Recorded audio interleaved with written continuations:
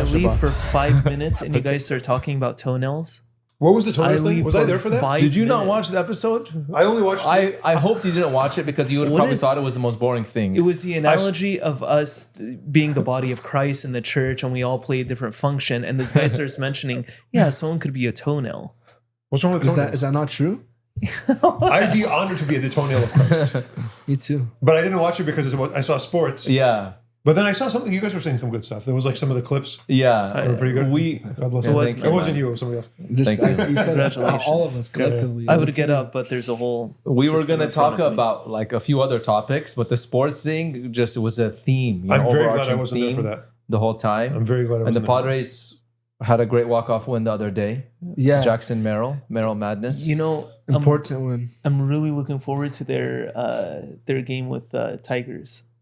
The Tigers? Detroit, yeah. When is that? It's Next week. Next week. Oh, really? right? Are they playing at Detroit or No, We're it's spending here. another hour on sports Here? again. 340. It's a 3:40 game on This is your Monday. team, man. This would have happened last week. If I Aren't were you a into Tiger this. I'm just not fan? into sports at all. I just don't. It's just never something I got into. There's nothing wrong with them, but it's just not my thing. Yeah, it's okay. What are you into? I don't know, man. I read books and play video games, and Zelda, right? yeah, those were so good. We're all very proud of you.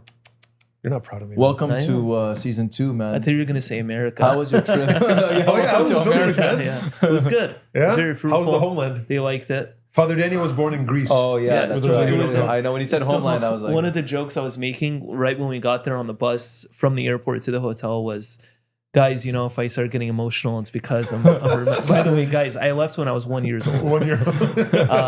I'm like, yeah, you know, I'm getting a little emotional. I know they're all, and before that, actually, I said, guys, when we were still in the San Diego airport, I said, look, once we land in the Athens airport, if they start treating me differently, like don't worry, don't get insecure. Yeah, and I'm stuff, gonna you get know? nostalgic. People are gonna Yeah, throw yeah. a fanfare for me. Yeah, Did you good. visit the hospital you were born in? No, but I celebrated Mass in the church that I was baptized in. That's cool. man. Yeah. Even That's better. sick. Yeah, That's very cool. thank you That guys. is That Wow. hospital's a relic. So, Yeah. So question, Here were we you go. baptized according to the Chaldean rite? Or, so I mean, not to get too personal, but So I received all 3 sacraments of initiation, a baptism, confirmation, and Holy Eucharist by a priest named Father Stephanos. In a Greek Catholic church. Yes. in a Greek Catholic church. Canonically, though, let's do some canon law. Yeah. Let's do it. What? So, what would that make you Greek Catholic because you were baptized Greek Catholic, or no? No. Good. Explain, our canon lawyer. Are you in need of a canon lawyer? Because the person being baptized follows the rites of his father. So Yep. blood is thicker than water. So it doesn't matter. Yeah. So don't get What nervous the if you were church is, baptized in yeah. some other church. You're still following the rite of your father. Do you remember that code red I had right before my ordination where we're like, wait, Yeah, we because weren't I had sure. to provide. Yeah, we Yeah. weren't sure. I had to provide all of my documentation. Everything was in Greek, by the way. So we didn't know what was confirmation, what was. Actually, and if you were baptized Greek Orthodox, no, you would still. That's fine. You Yeah, would still yeah. be Chaldean, Yeah. ritually Chaldean. Yeah. Yeah. Funny. That's cool. Yeah. It's like nice to have on your back, you know, on your resume. But by you the know, Greece, like it's. You know how much food I get on this cassock? Really? Yeah. Thank you, man. I have a Did dual you, citizenship, by the way. Speaking of Catholic, Thank you, awesome. man. did you get this from Greece? Because it like looks like a very Eastern style. It's Father Jim- Keto's. You were here when you brought it. I know. No, But the I thing, know man- what he's doing. He was supposed to do it for me. It is. That's how big it is. Can we see the? What would you guys do if I joined the monastery? بريخة طالق, man. I Yeah, would support Would you you in your would you be vocation. shocked or would you say no? He had it in him. لا بابا لا. No. No. Have I you don't ever want to thought of? explain why. Have you what? Yeah. I mean, I wouldn't be not surprised. Okay. I would be surprised, obviously. But, you know, I'd support you and I think be there for you. I think any any layman should think about the priesthood for at least like 5 minutes in his entire life, and a priest to think about monasticism for at least 5 minutes. I'm up to 2.5. 2 minutes. Yeah. Yeah. That's good. Yeah, that was plenty. You know, for me. either way, it's good for a priest to have the aspect of monasticism, which is Solitude and stuff. yeah, it's good to have I don't know about the incorporated solitude into your thing. life. What the monastic vocation as such, no, for real, is about community of life more than it's about solitude. Okay, That would be the burden for me. That these are the people Community you are life? going to live with for the rest of your life, possibly. you will die with them. Yeah, Yeah, I'm like, I'm good. I'll die with you. I'm down. That's nice. Thanks, Sort man. of. Well, yeah. What if you Sort get to pick though? You don't get to pick. No, That's what the do you- whole what point. That's the whole point. The That's whole point is you don't get to pick.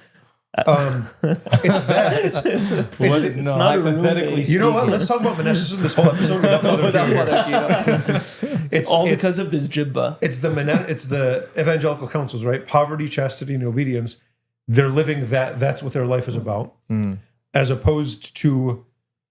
And so, if you just kind of look very precisely at the vocations, if men are like discerning, I'm not sure what my vocation is, and whatever.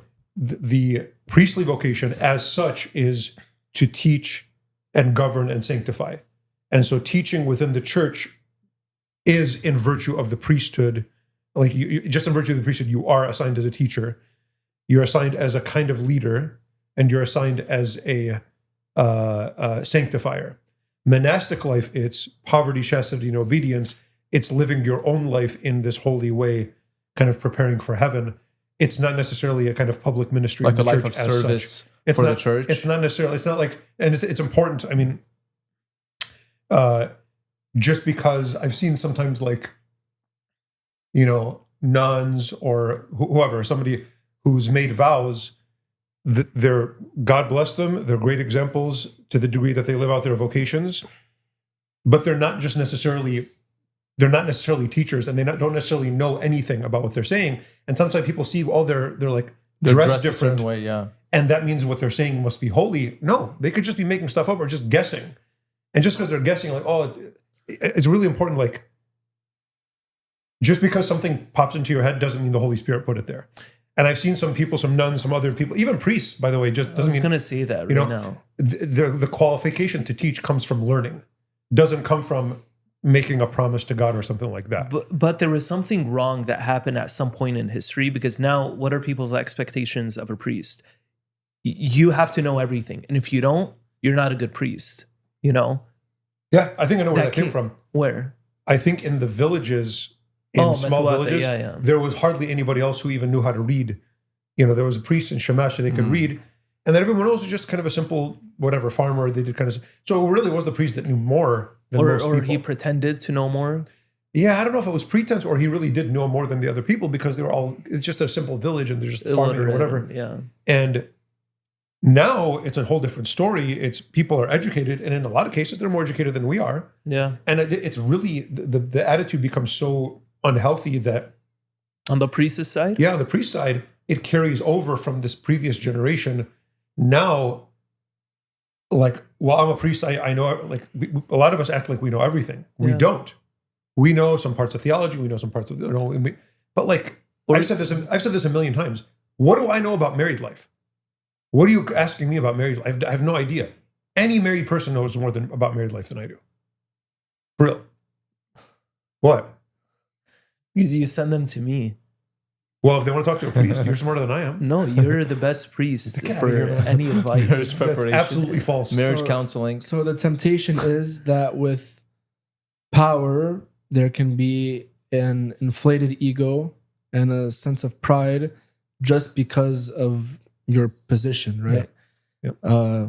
Which is a real and very scary temptation. Someone's coming to you for answers and this and that, pretending to know the answer when you don't could be more damaging for them than just telling them I don't know and having them figure it out. Yep. You know, what's something a lot of priests don't realize, and anyone else for that matter, is that people could see right through like empty words and phrases and pretending to know things.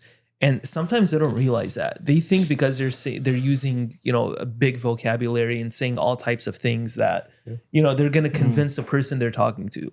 No, I mean, I think your average person will see right through you, and that sort of starts breaking you down until you hit rock bottom and realize that, okay, maybe I don't know as much as I think I do. Maybe I should stop pretending to be something that I'm not, something that I think people respect a lot is when they see you for who you are and, genuinely, and they say, okay, this person, I asked a tough question. They didn't know what it was. He said he would get back to me, and you move on. You know, Yeah. people respect that sort of humanity, you know, because even with the Son of God, Jesus was able to communicate his humanity, where it was so attractive that people were following him throughout the streets of Nazareth. I think it's a mark of somebody who's truly educated to be able to say, I don't know.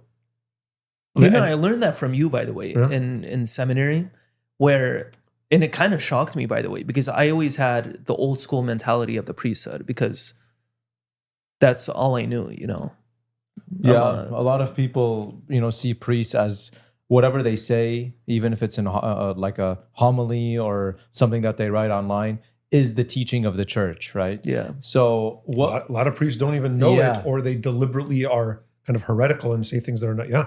And so, you know, people see, let's say, disagreements between priests on certain topics. So what would you advise people? Like, how could they find the truth of certain teachings, topics that they're interested in, things that come up in their lives? How can they be guided properly? I think it turns to them first, where they need to educate themselves, you know, and not just rely on a secondary source, because it's everyone's vocation to know and love God, like the Catechism teaches. Let me ask you this as a canonist. What's the answer? So they're educating themselves. Where do they go? Where does the church speak for herself? Canonically. The church has official documents where she speaks for herself. So the interpretation of it, that we have a catechism.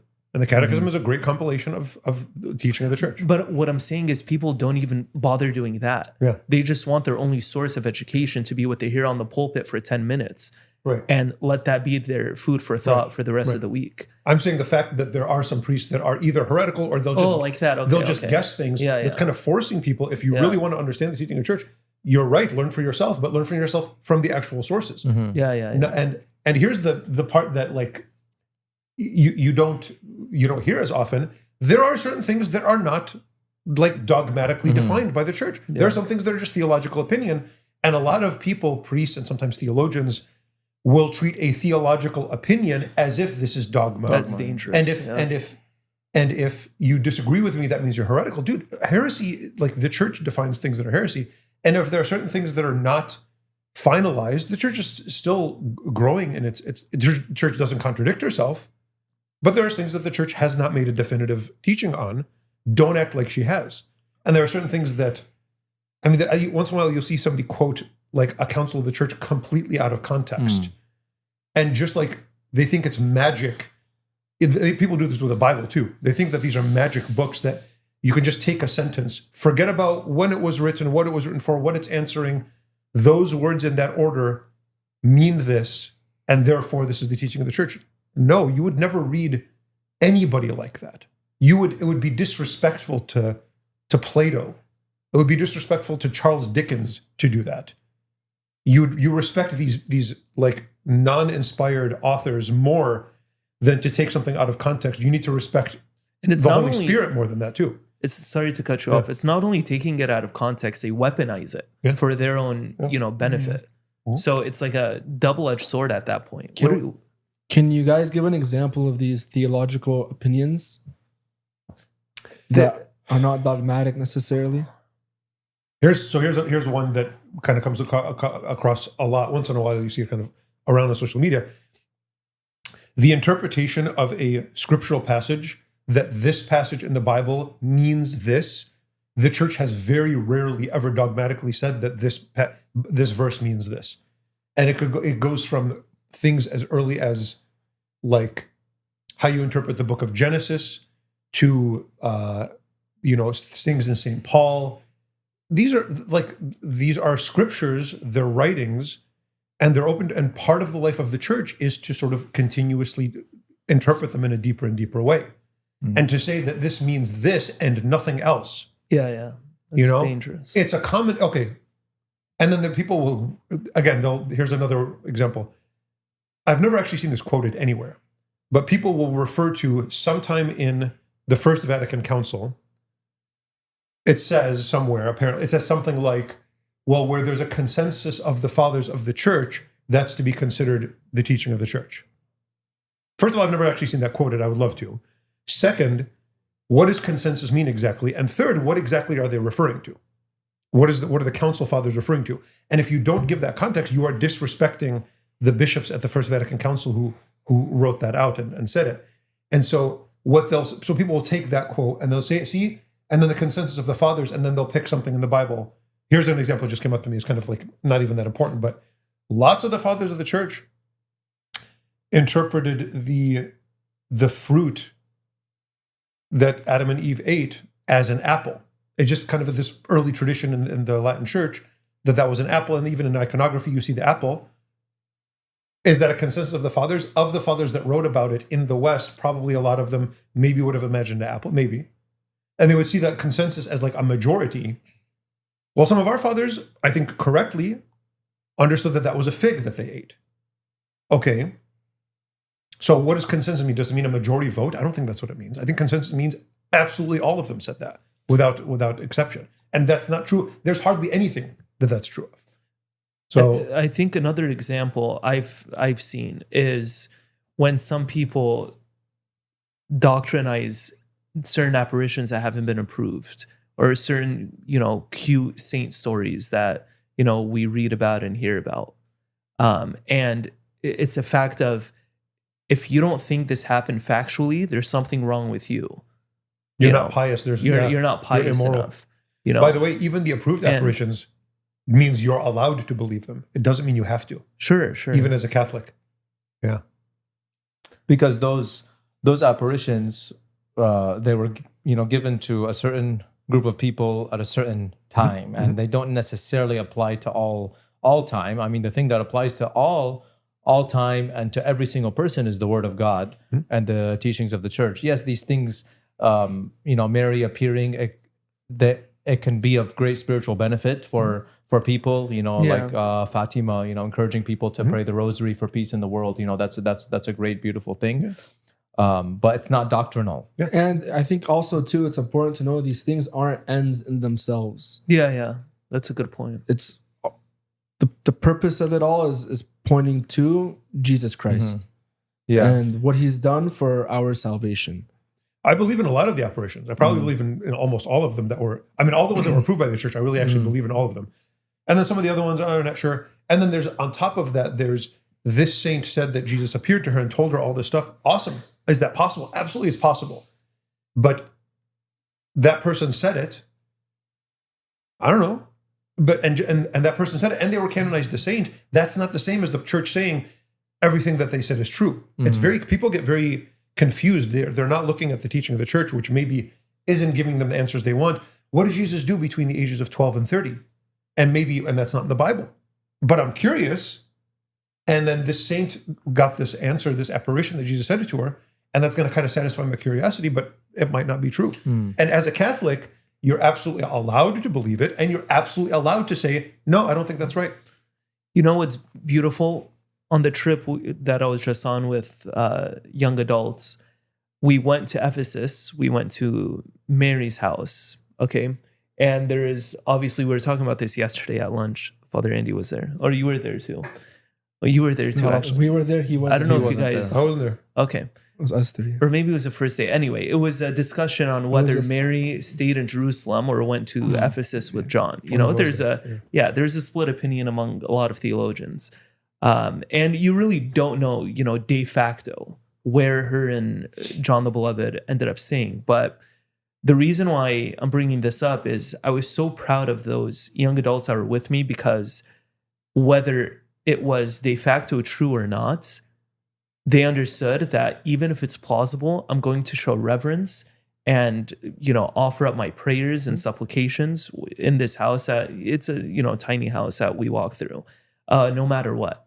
They took it as that, and, we lit a few candles, chanted a Mary and hymn, and moved on, And it goes back to your point. It's meant to be a catalyst towards, something greater, obviously, ultimately, union with God in a much more substantial way. Another example of the things that are not really defined.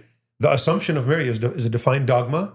It's one of the things that all Catholics have to believe, that whether or not Mary was assumed body and soul into heaven at the end of her earthly life, whether she died and rose from the dead before that, or she just didn't die at all, is an open question.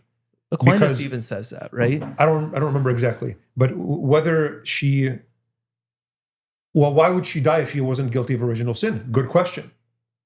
But here's the thing. Here's how theology can go wrong. So somebody can think about that and just think about that aspect a lot. Well, death is a consequence of original sin. She didn't have original sin, therefore she didn't die. It sounds absolutely plausible. It sounds right. And then they're going to go around saying it is the teaching of the church that Mary never died. And they're going to call heretics anybody who doesn't believe that. All because they didn't think, well, Jesus wasn't guilty of original sin either. And he died. And Mary, if she didn't die, it's because she wasn't guilty of original sin. If she did, though, it's not because she was guilty of sin. It's because she's kind of sharing in the sacrifice of Christ the way all of us do. And if she died and then physically rose from the dead and then was assumed into heaven, that's beautiful as well. And now the guy who didn't, just all you did is not think of something. And you've been calling people heretics for years just because you didn't think maybe there's another plausible way to reach the conclusion. And you're so convinced of your own logic. And then I can see people being frustrated. Well, what are we supposed to believe then? The point is, it doesn't matter. What did Jesus do between the ages of 12 and 30? Who cares? Yeah. It's not there important for yourself. It's not important for your salvation. And this is just pure curiosity. Curiosity can become a sin at some point. You're just, it's none of your business. It's not going to help you. He died for your sins. He's the savior of the world. He's the Son of God. That's what you need for salvation. And it's ambiguous for a reason, right? Yeah. I mean, the gospel authors, they left it out. And like, that's okay. We're not meant to know every single detail about every little thing that Jesus did. Yeah. And even St. John, the beloved, says at the end of his gospel, right? If I were to write down all of the things that Jesus did, there would be not enough room in the whole world. All the Yeah. books of the whole world. Yeah. I remember in the seminary time, I was getting into spiritual classics or, spiritual reading. And I would ask you what you think about these books. And you, as my rector, were guiding me to, have a correct spirituality and understanding of the teachings of Jesus and the church. And one of the things that I remember most is your emphasis on reading the scriptures as being the primary source of knowledge for me. And since then, that has been, thank God I was formed that way, that's been my primary source of knowledge, of spiritual knowledge and, just guidance for my life about the teachings of Jesus primarily. And then knowing other things, obviously, it's good for our faith if God wants us to know something, right? But he has revealed everything that we need to know in the scriptures and in the teachings of the church. Yeah. So these official, and then I just want more than that. Why? I kind of wonder sometimes. I'm not saying people should limit themselves, but a lot of people who have never read the scriptures, they've never even looked at the catechism, they don't even know the basics, and they're getting to this deep speculative theology. I've seen this all over and over again of people who don't really even know their basic catechism, but they want to do a deep dive on the question of free will and grace. Yeah. Why? Nobody, there's no answer to that. That's a deep mystery. Yeah. I'm going to be the one that cracks the mystery of the Trinity. No, you're not. That's beyond all human comprehension. And someone recently came up to me and asked me questions, and it sounded like they're, listening to random speculation about Catholicism and theology. And they just posed me with a question about the Second Vatican Council, whether it was a valid council or not. And I said, before I answer anything, what have you read? Any background? Let me know, the books, any research, academia. No, I just saw it on Wikipedia and Wikipedia and Reddit, YouTube videos. And you want me to have this long, elaborate God bless you. I would love to talk to you, but do your side of the work and we could, talk about it. I would not love to talk to you. I think too, these also people like to go after the conspiracy theories about It's popes, attractive, about bishops. Well, I think there's a sick pleasure to it. Oh, yeah. Sick pleasure. Yes. It is the sickest of all sick pleasures. For this weird, intellectual pleasure of learning about conspiracies and thinking about them, and you're thinking about this pope and that pope and these bishops and what they're doing. That's not important for you. Well, it makes sense. It's popular. Right now, you see this among celebrities and people in the sort of public eye when they want to become popular fast. Oh yeah. They do something like that, Yeah. you know, and then what happens? The whole world turns towards that, waits for that conspiracy to finish, and then moves on. Yeah. And again, I think it's an effect of our own, you know, sinful nature, and It's gossip. People like it because it's gossip. Yeah. It's not. Is it going to help your? Oh, this celebrity. It's the same as getting into celebrity gossip, and then it's like, and then people. I'll see people justify. Well, I'm kind of like thinking about it in terms of the faith, and like, did Jesus say, "I will be with you until the end of the age," unless some bishops become Freemasons, and then I'm going to abandon the church?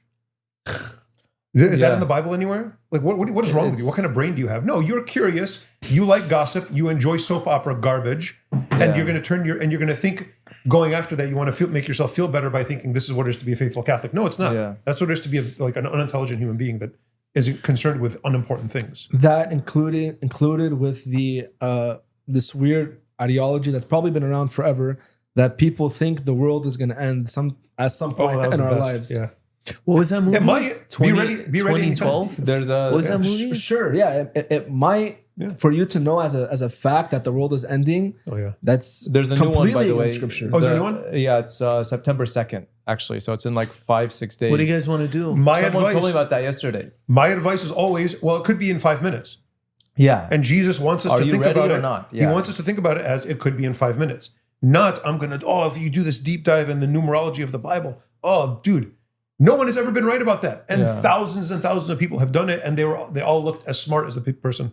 What's it? September 2nd, why? I don't know. I'm There's going no to put that in yeah, the Sunday notes. Do it. The world is going to Brothers end and in sisters, That's- please be seated for the Sunday notes. And then Today's the one last day. Is that like today's a the pagan last thing? day.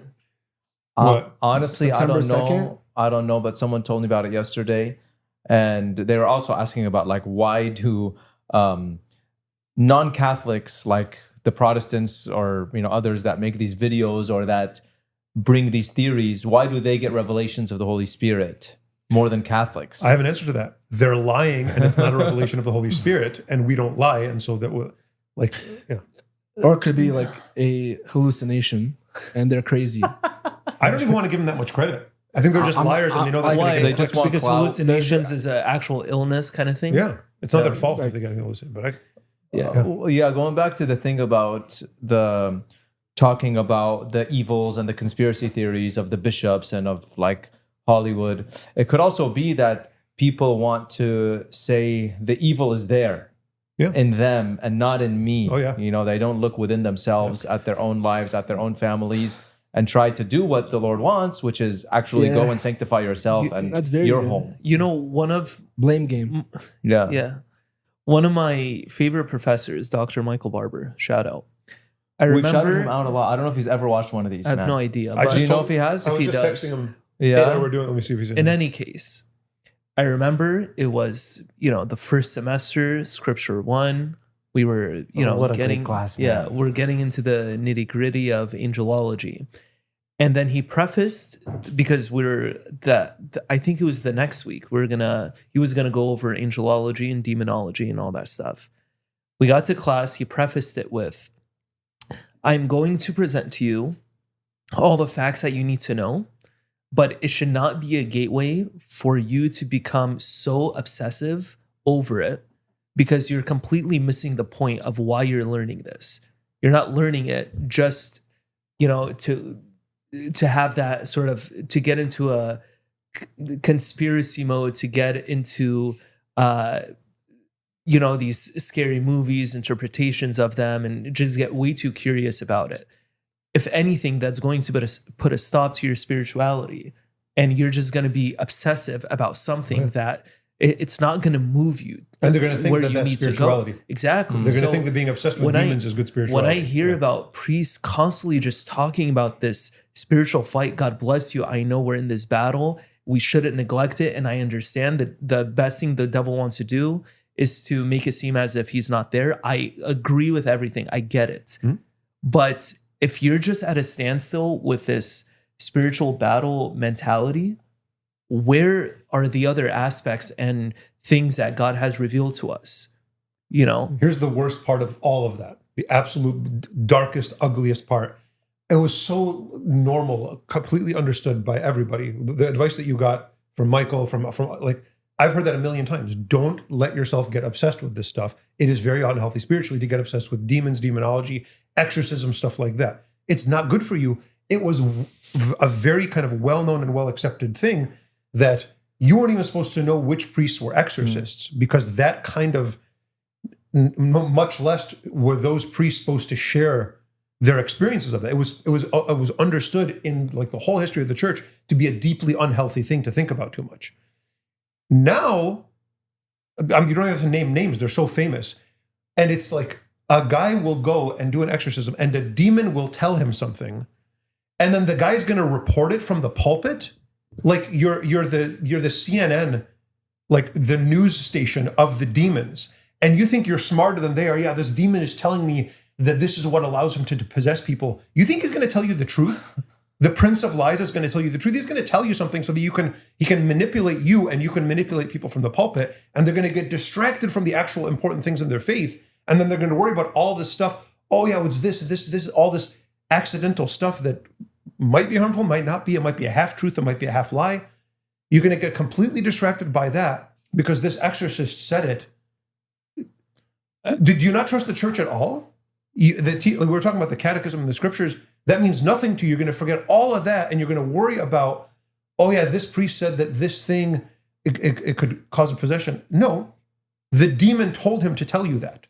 And you really think that that's a trustworthy pipeline of knowledge and that's going to be good for your soul?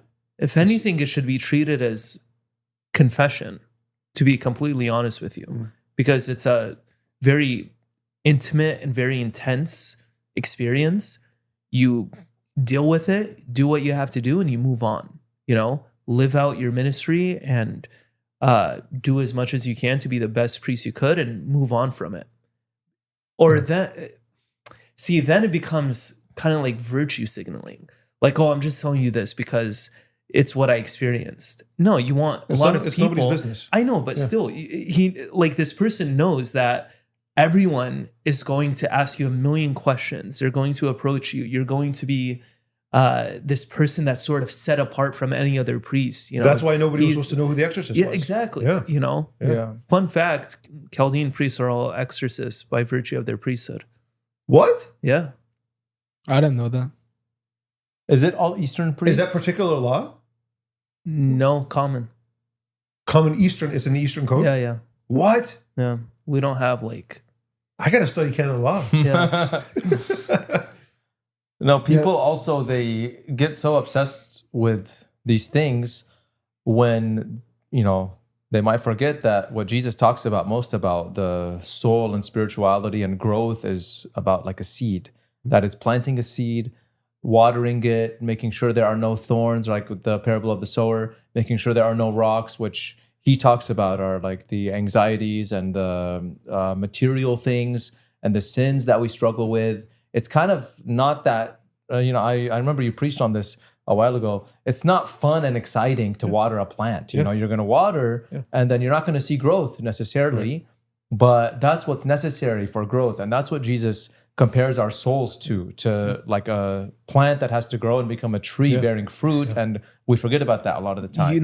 Where we miss the mark a lot of the time as well is we fail to understand that by receiving the Eucharist, going to confession, you wouldn't call those exorcisms. Those are all different experiences that we're having when we're, face to face with Christ. The sacraments, you could consider all of those. Don't be afraid if you're... It's not this whole ceremonial ritual thing, in Make a book sure that you're you're in doing, the state of grace. Go to confession, and what do you have to be afraid of? If you're going to confession, if you're receiving the Eucharist, there's a shield around you, and there's nothing to be afraid of. Worry about sin and temptation. Don't worry about possession. That's a very dumb thing to worry about. Is it really? Yeah, of course it's real. Don't do the stuff like witchcraft and fortune telling and zodiac signs and all that stuff that will open you up. The funny thing is... Well, you guys don't do that? Well, the funny thing is people will focus so much on that, and then they'll spend 8 hours a day gossiping, which is an actual sin. Yeah. Like wait, the devil, do what? What are you saying? they'll the do this. zodiacs and They'll okay. oh my gosh, and then tarot cards. I'm against all of it. Obviously, all the stuff, the superstition, but then they'll be against people doing all this stuff. And then, first of all, they'll read their own horoscope sometimes. But even if they don't, they'll have the stupid blue eye in their house, which even if they don't do that, okay, fine. Good for you for not doing that. But it's the thing you said earlier. It's, I'm going to draw attention to these other sins that I don't do so that I don't think about my own sins. Mm-hmm. You spend 8 hours a day gossiping. No, we're not gossiping. We're just telling you the truth. Full-time job. Yeah. 8 hours. of gossip non-stop. No, we're just talking about what people do. That's what gossip is. And you spend 8 hours a day gossiping. The devil doesn't need to possess you. He already owns you. You're already deep into a sin. What do you worry about possession for? You already belong to the devil when you do that all day. Yeah. So horoscopes are the biggest scam. Oh yeah, dude. One of the biggest scams in human history. Oh, But why do people they say, So- when I read them, I learn about myself and it's all true. Get out of here. So just like a fortune cookie, I was asking my Bible study about this a couple weeks ago. And they were, for the day you were born, the month, whatever, you're given a certain sign. And then there's these like broad statements about your personality that can literally be applied to anyone. Anybody. Oh, yeah. And you're like, oh yeah, I'm kind of like that. I'm funny. I'm funny I've sometimes. been angry before. Yeah. I have a tendency to, I don't know. But No, man, you only think that because Mercury is in Gatorade. Is that the one? Wait, what is it? There's a thing there's sophisticated horoscopes about Mercury in retrograde. Gatorade, I said Gatorade. Yeah, you said Something Gatorade. about and they pay attention to that. I heard somebody say it the other day. I was saying Gatorade something sounds and they're like, pretty good right now. I think it's because Mercury's in retrograde. today you will come across an opportunity to be kind. Okay. Thank you. I had one of my students ask me, they're like, what's your sign? I'm like, I don't know. They asked me what month I was born in. I said, and I told them. Then they started looking it up in front of me. They're like, Oh, makes sense. Yeah, Yeah. makes perfect sense. So again, is that wrong? Yeah, it's wrong. We don't believe in that. But why is it wrong? Honestly, the reason why it's a sin is because it's dumb. It's a sin against reason. It's a waste of time. It's a sin against I've reason. heard that before. Yeah. That was good. Yeah. Or there's manifestation as well. I spoke about that on my podcast a few years ago. Manifestation. R.I.P. So No, it's gonna come back. Oh, is it Do it, really? man. Heck By yeah, the way, man. I Thank had this you. kind of Thank mic you. before you guys did, by the way. So Of course don't you think did, who man. this is. I showed up when it was here too. the manifestation thing is funny. copied It's my like show. I'm going to sort of think something into existence. You know what I think that is actually happening? People are just imagining themselves doing something that they haven't done before. That's just psychologically a good way to get ready to do something. Yeah, it's a confidence builder. It's a confidence builder. I do Just that think- before working out. Yeah. Like I'm gonna I can do reach this. the top of this mountain or something like And that. if you just imagine yourself, Go for it. I'm gonna do this many push-ups and it's going to feel like this. You're getting your body ready to do it. Yeah. There's nothing mystical or magical about it. But I'm It's going to just, speak it into existence. And only like, someone with infinite when it's- power could bring yeah, when- something from from nothing. from nothing to existence. I feel like sometimes people will say something like illogical or like unrealistic, and they will think that if they think about it, and they're like they can bring it into existence. Okay, it's called optimism. You're Yeah. being optimistic. Good. You know what it Don't- is? But don't mask it with superstition. superstition and So manifestation. here's why people want to know the future. Liquid and maha. Here's why they want to know the future. Here's why they like the idea of things like this that are sort of vaguely related to witchcraft. You know why people like this? Because they don't like the fact that they're not in control of their lives. And it's the same kind of motivation that people use sometimes. They want they'll use prayer in the same way. And there's something that I don't have that I want, and I'm going to sort of use my prayer to twist God's arm to force him to give it to me. It's the same kind of attitude. What's the right spiritual attitude to have is, man, if you really want something that bad, you're a little bit too attached to it. Maybe you should have. it. You Yeah, I need was to gonna let say. it go because God is going to be the source of your happiness. Of course, we need a lot of these other things. Pray for your needs. Pray for your daily bread. God gives you your daily bread. He might not give you your daily Quarter-pound steak. quarter-pound steak, your daily Lamborghini. Someone's hungry. Yeah, I'm getting Food's coming soon. but he's not going to necessarily give you the thing that you want. He'll give you Sorry. the thing that you need. And if you know and believe that God's going to give you the thing that you need, and if you trust him, then you don't need to worry about horoscopes because it doesn't matter what's going to happen tomorrow. because God is going to be there for you tomorrow. And it doesn't matter. You don't need the witchcraft, because the thing is that you can work and you get your paycheck and you buy your daily bread and that's it. But I really want this, and it's my relative is sick and I want my relative to be healed. God bless you. I'm going to pray for them too. But if they don't die today, they're going to die some other day too. And so are you. And to be have a little bit of detachment to everything in this life. And it's hard to say that because it's including your loved ones, but we're all made of dirt and we're all going to return to it. Maybe there's a reason. That. Maybe there's a reason why God doesn't want you to know certain things. Yeah. And it's not written in the scriptures, which should be our first source of knowledge. I mean, you're talking about waste of time. Yeah. Like, just imagine, instead of reading your horoscope or like going to a fortune teller, read the scriptures. Yeah. God is your creator. Yeah. God knows what's best for you better than all of these other people or things that just want to get money from you or want to take advantage of you. Yeah. God knows. If you want to know, you're trying to have that quality, that attribute of God, almost making yourself like him or above him, right? You want to be God. You want to be like God in your own control, life. You want to be in control of the future. I was even going to say that when you were saying maybe there's a reason why you don't know. Yeah, the reason why you don't know is because you're human and you have a finite mind. Mm-hmm. That's the reason. And sin darkens the intellect too. Yeah.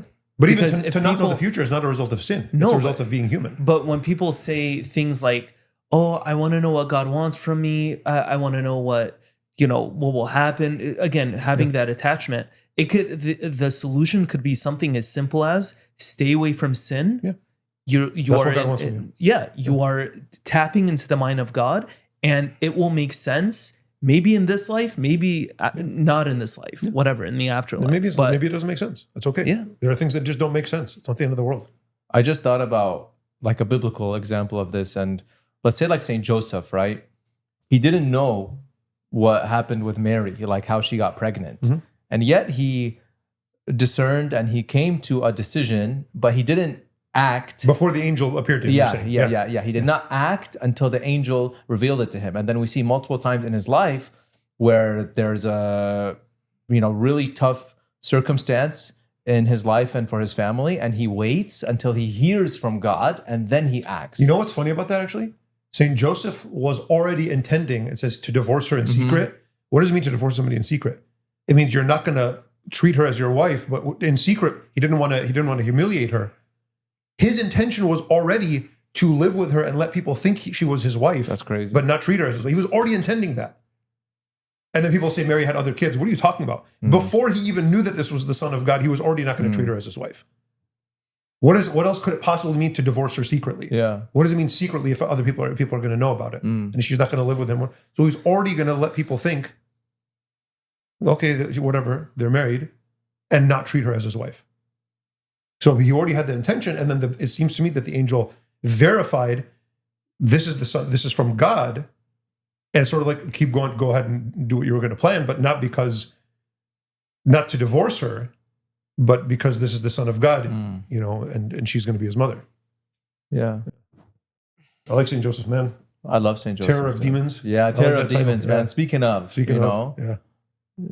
pray to St. Joseph, ask for his intercession. Yeah. What do you guys think about that thing of, has anybody come up to you actually and said like, oh, there's so many negative things happening in my life.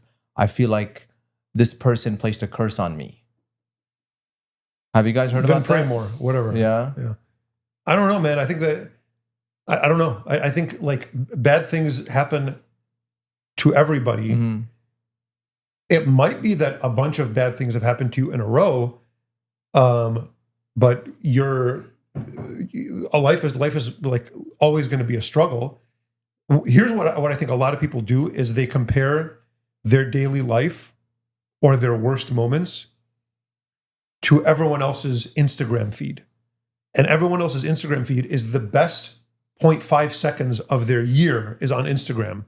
And you're comparing your lowest moments to their absolute best moments. And you think their whole life is like that picture on the beach where they're showing their legs and their legs look like hot dogs. Remember that?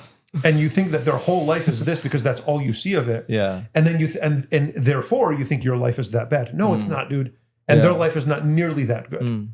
Yeah, what I tell people sometimes when, they say, oh, I've gotten into 3 car accidents this month, and my dad has this going on and everything. Maybe stop texting and driving. Yeah, maybe that. And also, God could be allowing you to go through something bad physically in this temporal world because he wants to help you to have more trust in him, because he wants your soul to grow. And I feel like people sometimes they see physical damage or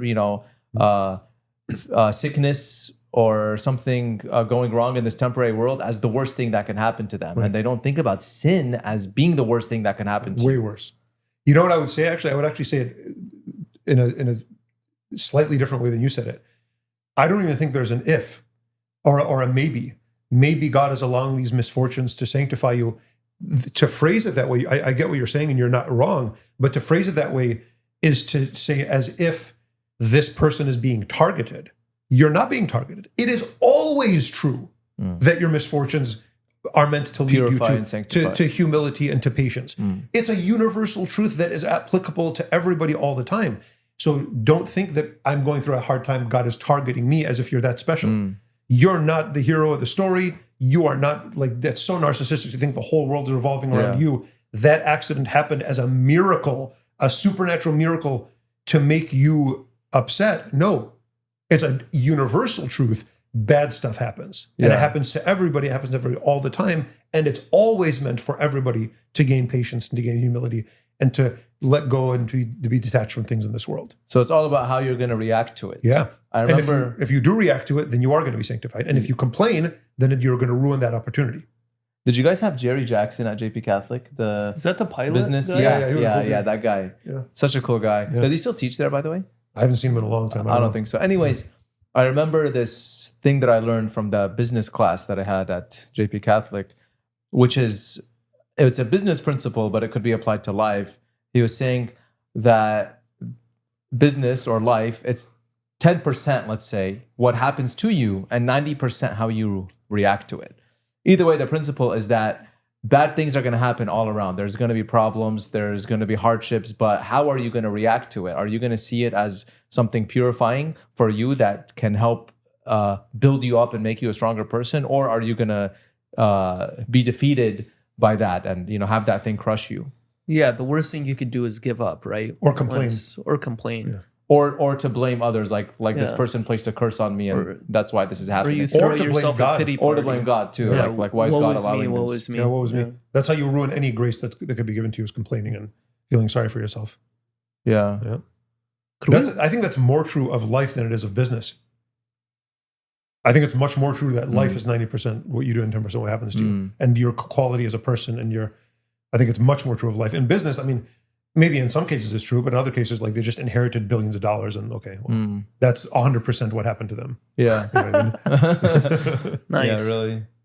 I promise you, 2 nights ago, I was like 90% sure I was going to trim my entire beard. Like for it to be trim? Come on, man. shorter than that. Nah. Yeah. This I is don't know. ve- So this that is is very- Can I tell them the possession. story? That's Can I tell them the demonic story? This is possession. very long. Can I tell them the story? The story? Emma story. The story about your Yeah. beard.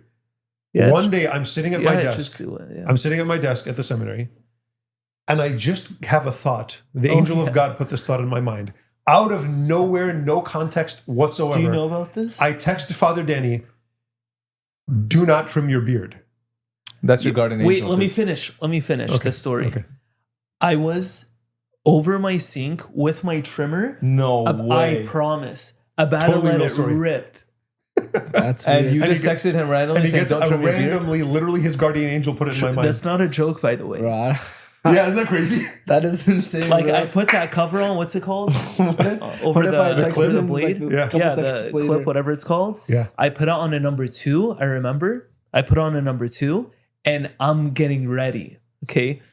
Then he texts me. Then I'm like, okay, no. You're like, are you outside my window or something like that? I'm like, no. Yeah, Just yeah. sitting I got freaked out at first. Yeah. That's crazy. Just like do it for the bit. Angels are real, everybody. So are you going to Angels do are it real. again? No, I can't. No, now he knows that No, it's no, God's will for no, him to have a it's- long beard. Which one do you like? So I could take that one. Please take this one. No, Shout out to to Some of that. Chifi Cafe. It's right by San Diego State. Thank you for the sandwiches, the food. Shout out. So much. I have a ham and cheese croissant right here. Not bad. Good bacon. Great food. What was the best food you had on your trip, man? You went to Greece and Italy? Yeah, great carbonara in Rome. Mm. Can I say something very bad? I think I'm gonna get in trouble for this. Don't do it. You're gonna. I think Italian food is so overrated. Okay, get out. Get out. It's carbs and Really? fat. It's carbs and fat. Tastes It's good though. delicious. I don't even think it's that good, man. I think it's overrated. I think Thai Okay. food is better than Italian food. Comment below how much you hate me for that. How much more? People are going to call me How much more anti-Catholic they for hate saying that. They're going to make it a religious thing. Like I'm against Western civilization for I'll saying back that. them hmm in a heartbeat. Sorry for being right. I disagree. I don't care. Thai food's No one- good. No one would agree with him, by the way. Don't worry. People of good taste would agree with me. It's And I've all had good good taste. Italian food. Oh, you've never had my mom's what? I don't care. It's better. Thai food is better.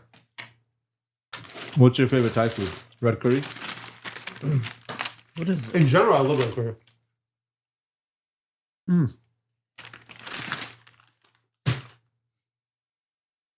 There's a Thai food place I love, and I don't tell anybody about it because I know people are gonna. Oh, Have you told us about it? let me see that. I don't think so. Really? No, I'm a very selfish person. Fruit, huh? Yeah. Oh, it's meant Put for some, that. maybe just you can eat it. Well, it's good. I mean, put it on the waffle. It'd be Oh, nice. it's gonna. You want it on the waffle, right? On the waffle. These guys yeah. are fighting right now. Okay. There's a waffle. No, I just won't eat it. This is very passive aggressive of you. Okay. No, I want that bagel. These are good bagels, by the way. Yeah. You want a bite? No, I'm gonna have some of that. These. This is pretty good. What about you? I What's will your, feel a what's bit your favorite more. like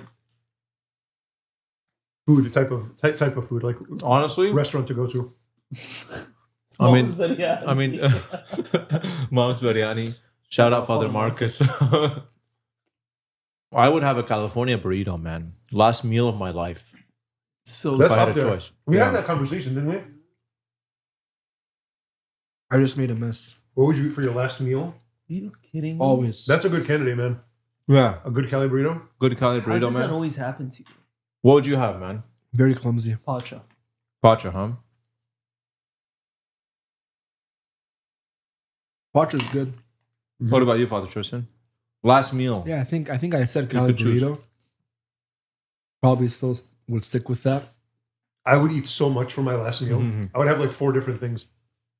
But you wanna be good for in front of God, you know? Yeah. You know. This is so bad.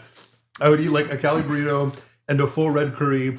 And Like, I- what if gluttony was like no, not no. a sin anymore? You know what I was going to say? I was At gonna that say, moment, No, I was you going know? to say. I was going to say I'll eat all those and then go to confession and then they could flip the switch.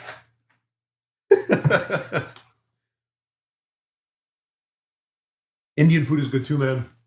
Good Indian food. What about the street Indian food? I agree. Just lost No, my yeah. appetite. Not bad.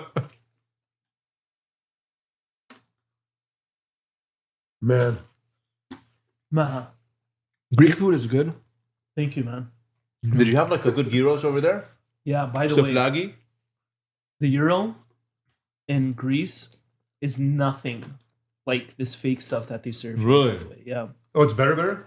It's not even, it doesn't even look the same, by the way. It's pretty it's fire. unbelievable. Interesting. Yeah. It looks more like This Gus. bagel is good. Really? Oh, And it's unbelievable. Interesting. Yeah. These strips that they give us here, it's all scam. huh. It looks more like what? Sorry. Gus, Oh, I would like that more. I think I'm not a big fan of like those hero strips. Gyros can be very oily, man. Heroes, whatever they're called. yeah. Why do you say euros, man? That's Like, that's all said. He's right. do they say it like that over there? What? Heroes? Like euros? Euro. Okay, my bad. My His bad, people. man. I'm very sorry because it's spelled with a G, so I just Very thought. ignorant of you. Yeah. It's a little bit racist. I can't believe you, man. What's that? Hmm. Pastry? Oh, it's croissant. Oh, this one has pesto in it, Moon. I don't know. It's good. Mm. It's avocados. All right. Well, Pretty good, man. Mm-hmm. it was a pleasure having a meal with you guys, man. Always. Thank you. The Last Yeah. Supper. Get out of here. Get out of here.